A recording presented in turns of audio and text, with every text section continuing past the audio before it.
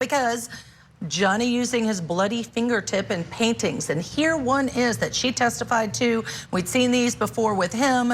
What she says he wrote with blood versus what he says she wrote. Good luck and be careful on the lampshade that was taken off of the lamp. I mean, in and of itself, if it's possible to take just this piece of evidence, domestic violence or not?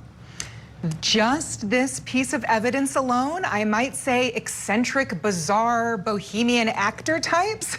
I don't know if this alone is enough for domestic violence for me. Like I said, I'm waiting to hear her other witnesses. I hope that she's able to put forward corroboration, because if not, no, this alone is not enough.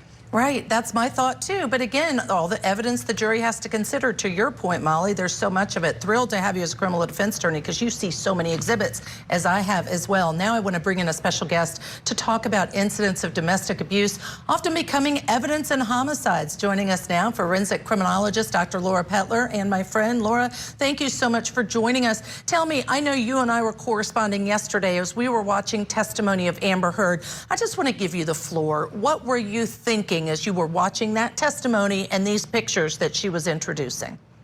I was thinking, as I was watching her testify, that I have in my career worked hundreds of these cases that have the same fact pattern or the same circumstance or situation that she's describing, except in all of the cases that I am working, either one or both of the people that are involved are dead. And so, who do you believe? Forensic criminologist Laura Pettler, who do you believe? How do you decide who to believe in the Johnny Depp versus Amber Heard? So one of the things, Ashley, that I always say about staging, and staging when it comes to homicide cases, is there's a fiber of truth in the thread of every lie.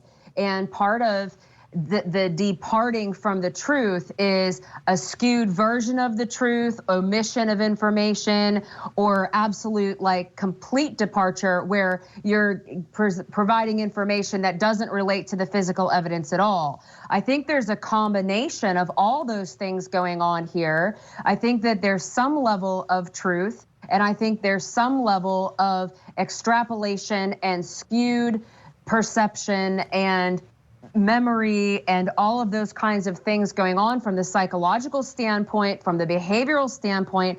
So, like, both from cognitively, it's very difficult to recall all of these things. It's so emotionally difficult to recall things that have happened to you. And so I think that between the two of them, there's a lot of things that I think where there's a fiber of truth in the thread of every lie. And then I think there are some things that are truthful. And then I think there are some things that are outright untruthful. All right, Laura, last question then. Is it true in your experience that victims of domestic violence are going to present that skewed version, their own version of the truth?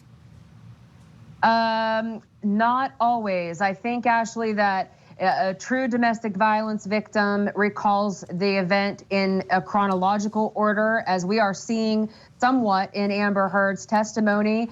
And I also think that authentic domestic violence victims do not want to be victims. They want to be survivors.